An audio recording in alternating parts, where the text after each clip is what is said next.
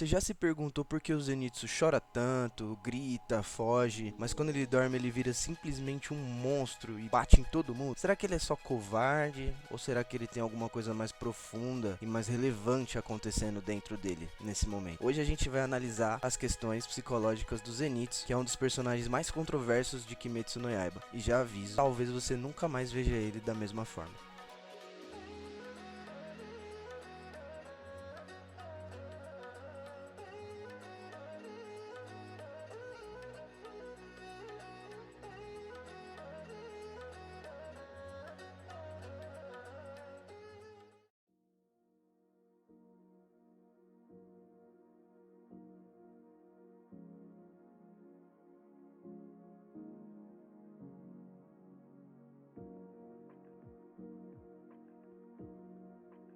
Zenitsu Agatsuma é apresentado como medroso, inseguro, dependente emocionalmente e extremamente ansioso. Ele se subestima o tempo todo e acredita que vai morrer a qualquer momento, por isso ele vive pedindo validação. Por isso muita gente resume o personagem como chato, inútil, mas será que colocar ele dentro dessa caixinha é justo com o personagem? Veja bem, colocar o Zenitsu dentro dessa caixa é um pouco injusto no sentido de você não querer compreender o personagem ou resumir ele a um certo ponto que, assim, fica pouco claro e você acaba não entendendo o porquê da trama dele. Falando um pouco do ponto de vista psicológico, o Zenitsu ele apresenta sinais claros de uma ansiedade que ela é generalizada. Por exemplo, ele sempre espera o pior cenário possível, ele tem reações físicas intensas, como por exemplo choro, gritos, tremores, além de viver em estado de alerta constante. A gente chama esse fenômeno de catastrofização, que é quando a mente ela automaticamente transforma qualquer situação, seja ela do cotidiano, de contexto, tudo mais, em uma ameaça enorme. Por menor que seja, ela acaba se tornando numa proporção muito maior do que ela é. E o problema ela não é o medo em si. O problema é que o medo ele controla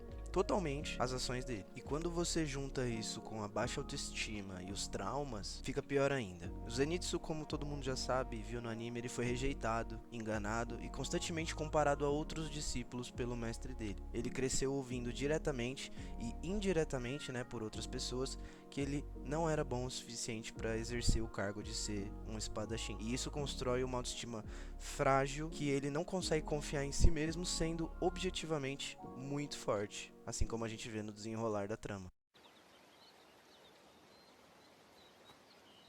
Conseguiu mover a pedra? Não, ainda não. Mas você tá legal? Zenitsu, você não tem falado muito ultimamente, eu tô preocupado. O que precisa ser feito? O que temos a obrigação de fazer? Eu posso ajudar no que você precisar. Tanjiro, vai lá fazer o que você tem que fazer.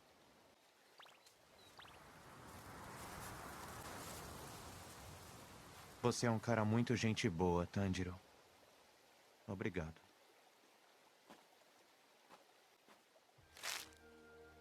Essa é uma coisa que eu só posso fazer sozinho.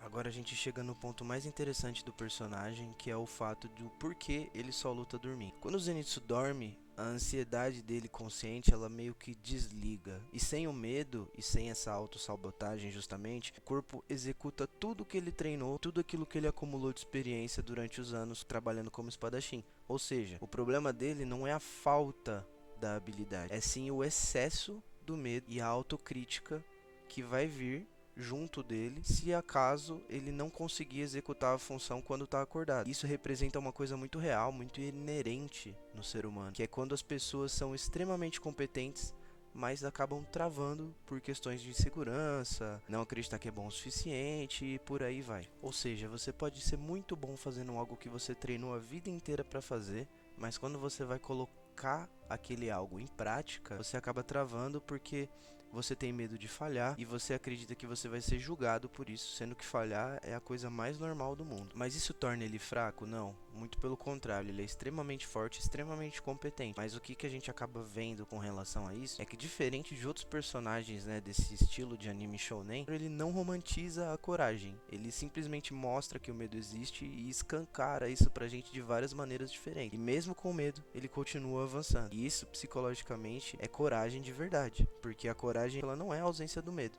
ela é agir apesar do medo estar lá presente.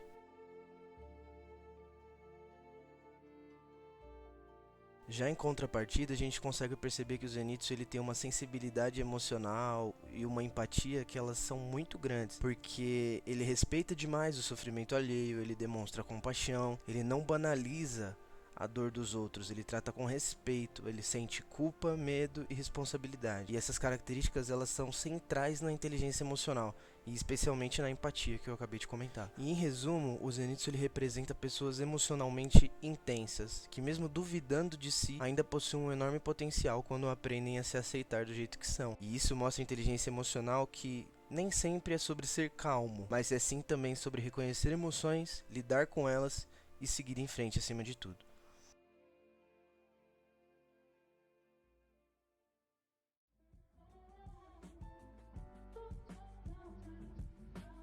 Bom, pessoal, eu queria primeiramente agradecer. O Zenitsu é uma grande inspiração, porque eu me vejo muito no personagem, entro muito em momentos de desespero, de não se sentir bom o suficiente para exercer alguma função, na maioria das vezes, e por isso é um personagem que eu me vejo bastante nele e eu me sentia na obrigação de falar sobre ele aqui no canal. Se você gostou do vídeo, você pode dar seu like, compartilhar, se você quiser, vai ajudar muito. Se inscreva no canal também, e um beijo do Yamato, espero que esse vídeo te encontre em um bom momento e até a próxima.